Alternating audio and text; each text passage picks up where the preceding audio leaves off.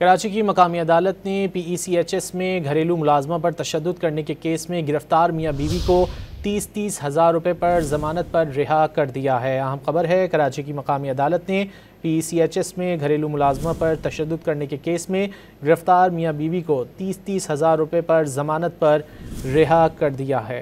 कराची की मकामी अदालत ने PECHS में घरेलू मुलाजमा पर तशद्दुद करने के केस में गिरफ्तार मियाँ बीवी को 30-30 हज़ार रुपये पर ज़मानत पर रिहा कर दिया है। अहम खबर है, कराची की मकामी अदालत ने PECHS में घरेलू मुलाजमा पर तशद्दुद करने के केस में गिरफ्तार मियाँ बीवी को 30-30 हज़ार रुपये पर ज़मानत पर रिहा कर दिया है।